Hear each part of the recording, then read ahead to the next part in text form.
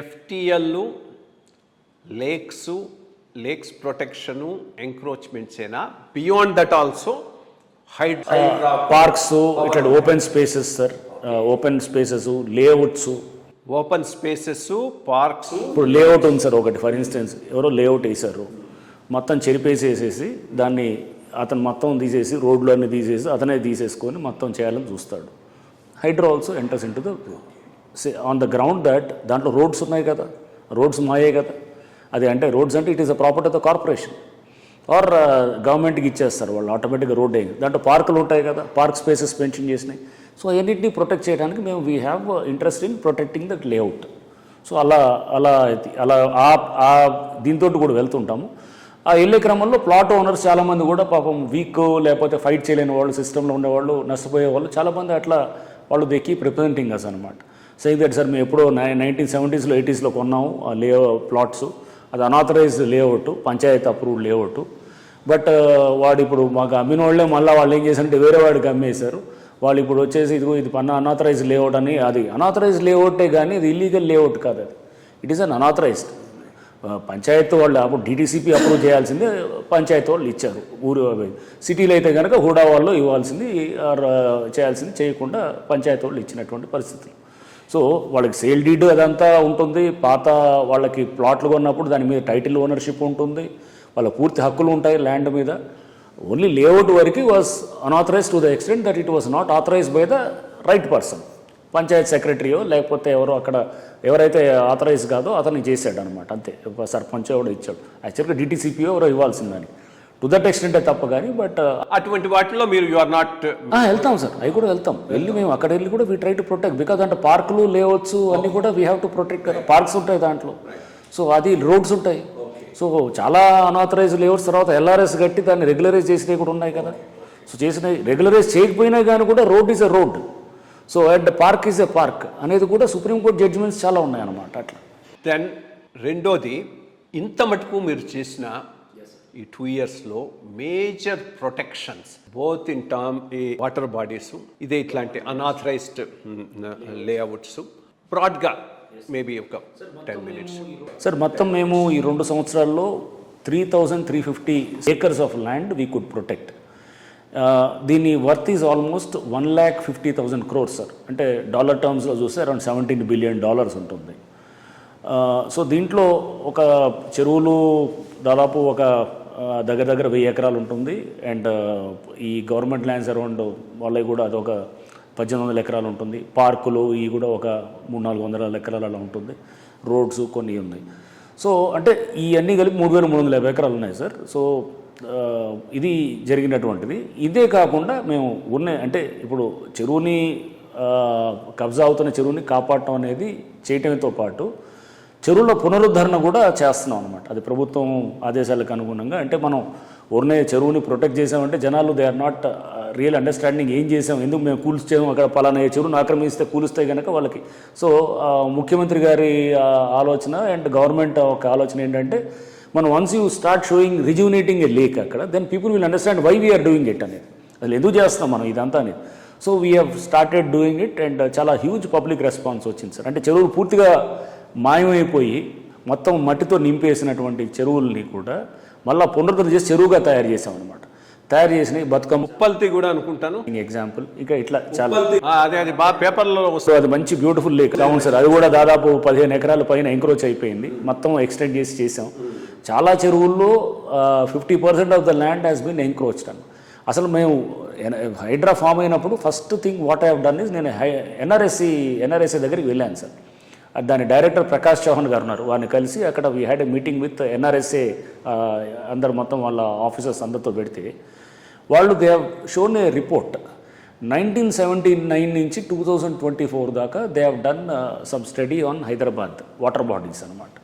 చేస్తే 61% of the water bodies have been encroached already, మిగతా 39% ఉంది. And the pace with which the encroachments are going on probably ఇంకా కొన్ని సంవత్సరాల్లో 10-15 ఏళ్ళు కనుక మనం ఏమి ఇట్లానే ఉంటే కనుక ఇంకా లాస్ట్లో 5% కూడా మిగులుతుంది అనమాట. 5-10% ఏమైనా మిగులుతుండొచ్చు. అంటే దాదాపు 90-80% చెరువులు అంతా మాయమైపోతాయి.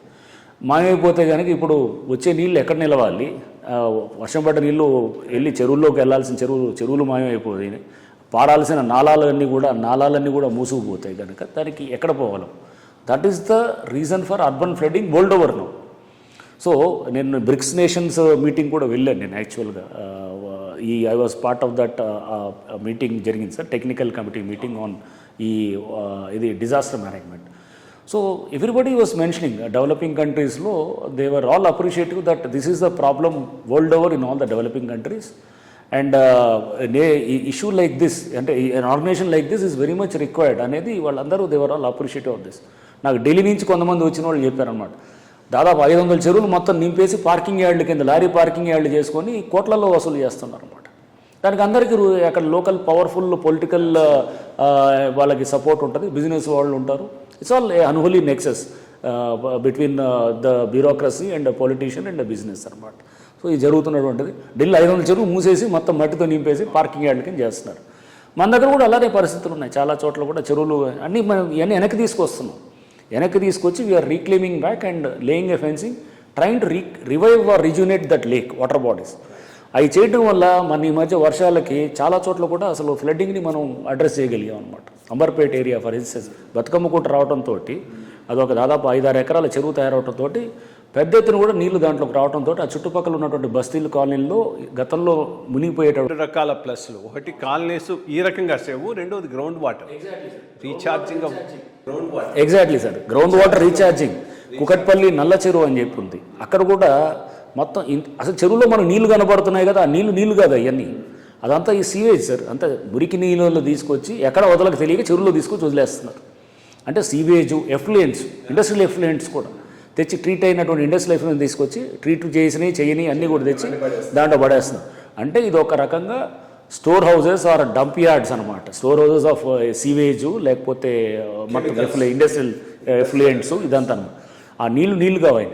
ఆ నీళ్ళు కూడా ఇంకా కిందకి ఎందుకు ఇంకా అంటే పర్కులేట్ కానిది కారణం ఏంటంటే ఈ వచ్చేటటువంటి దీంతో తీసుకొచ్చిన సిల్ట్ కానీ అవన్నీ కూడా ఆ కింద చెరువు కింద ఒక థిక్ అండ్ లేయర్ తయారవుతుంది సార్. ఆ లేయర్ అది ఇంపర్మియబుల్ ఉంటుంది అసలు, దాంట్లో నుంచి నీళ్ళు కిందకి ఇంకా అసలు ఆ నీళ్ళు ఉన్నా కానీ కూడా అందుకు ఆ చుట్టుపక్కల గ్రౌండ్ వాటర్ రీఛార్జ్ కానే కాదు అసలు. సో ఇప్పుడు మేము చెరువులు తయారు చేస్తుంది ఏం చేస్తున్నాం, ఆ కింద ఉన్నటువంటి దాదాపు 10-15 అడుగుల దాన్ని తీసేస్తున్నాం, కింద సిల్ట్ అంతా తీసేసి చెరువుని మళ్ళా ఒరిజినల్ పొజిషన్ తీసుకెళ్ళి వీఆర్ సీయింగ్ దట్ ఎవ్రీథింగ్ అక్కడ అది కూడా అండ్ ఆల్సో ఈ ఎఫ్లుయెంట్స్ డైవర్ట్ చేస్తున్నాం, బయటకి డైవర్షన్ అవన్నీ కూడా డైవర్ట్ చేస్తున్నాం. ఒకవేళ ఎస్టీపీ కావాల్సి వస్తే ఎస్టీపీకి కూడా పెడుతున్నాం. రేపు నేను బిట్స్ గోవాకి వెళ్తున్నాను యాక్చువల్గా, వాళ్ళు they have done some commendable work on pollution అక్కడ. రేపు నన్ను అక్కడ ఇన్వైట్ చేశారు సార్. సో ఇట్లా అంటే we're trying to see that pollution కూడా ట్రీట్ చేసి మంచి ఎస్టీపీలు పెట్టి ట్రీట్ చేసిన వాటరే లోపలికి రావాలి. ట్రీట్ చేయకపోతే కనుక డైవర్ట్ చేసి బయటికి పోవాలి, కిందకు పంపించి ఎక్కడైతే ట్రీటబుల్ ఉన్నటువంటి ప్లేసెస్కి అక్కడ తీసుకెళ్ళి ట్రీట్ చేసినట్టు చేయొచ్చు.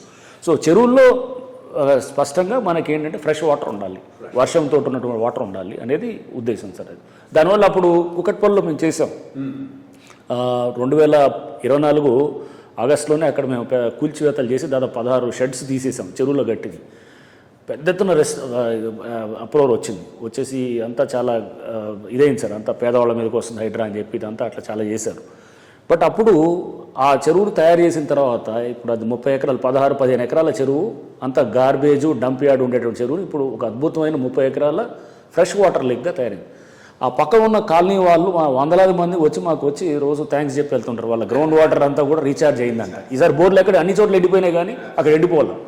అంటే దానివల్ల వేలాది ఇళ్ళు చుట్టూ కూడా నీళ్లు ఇంతకుముందు 1000 అడుగులు 1500 అడుగులు పోతే కూడా దొరకని నీళ్లు ఇప్పుడు 200-300కే వచ్చేస్తున్నాయి. ఇంకా మనం ఇంకితే కనుక ఇంకా వాటర్ వచ్చే కొద్దీ ఇంకా బహుశా అది. సో దిస్ మల్టిపుల్ బెనిఫిట్స్ ఉన్నాయి దీని ద్వారా. సో గ్రౌండ్ వాటర్ రీఛార్జ్ అవుతుంది, ఫ్లడ్ మిటిగేషన్ ఉంటుంది, రిక్రియేషన్ చాలామంది ఆడుకోవడానికి లేదా పిల్లలకి కూడా ఇప్పుడు గ్రౌండ్స్ లేవు కదా సార్, ఎక్కడ ఉన్నాయి అన్నీ అక్కడ గ్రౌండ్స్ క్రియేట్ చేస్తున్నాం, చుట్టూ వాకింగ్ ట్రాక్ క్రియేట్ చేస్తున్నాం. సీనియర్ సిటిజన్స్ అంతా ఎంతోమంది వచ్చి ఆ కుకట్పల్లి ఫర్ ఇన్స్టెన్స్ ఎగ్జాంపుల్ అయితే 5-6 కిలోమీటర్ల నుంచి వచ్చి అక్కడికి వచ్చి దాన్ని వాడుతున్నారు అన్నమాట. అట్లా అన్ని చెరువుల్లో కూడా హైడ్రా డెవలప్ చేసిన లేక్స్ ఆ చుట్టుపక్కల దాని క్యాచ్మెంట్ ఏరియా అంటే పబ్లిక్ క్యాచ్మెంట్ వచ్చేది దాదాపు 6-7 కిలోమీటర్ల దూరం నుంచి కూడా వచ్చి బైక్లు వేసుకొని వచ్చి అక్కడికి వచ్చి ఆగి అక్కడ వాళ్ళు ఒక పిక్నిక్ స్పాట్గా తయారైంది. ఆహ్లాదంగా ఉల్లాసంగా వాటర్ వితౌట్ స్మెల్. అంతే sir, water without smell and ecological concerns also we are addressing. So lot of migratory birds are coming back now. So ecology ఇప్పుడు అదే ఉప్పల్ చెరువు పోతూ ఉంటే ఎప్పుడూ కంపు కొడుతూ ఉండేది. అవును సార్.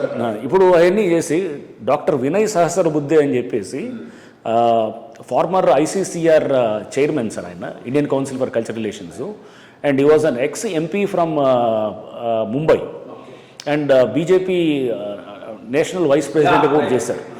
సో వారు మన ఈ మధ్య ఇండియన్ ఎక్స్ప్రెస్లో ఒక ఆర్టికల్ రాశారు, హైడ్రా లాంటి వ్యవస్థ ముంబైకి కూడా తీసుకొస్తే కనుక ముంబై బాగుపడుతుందని చెప్పేసి కూడా వారు చేశారు.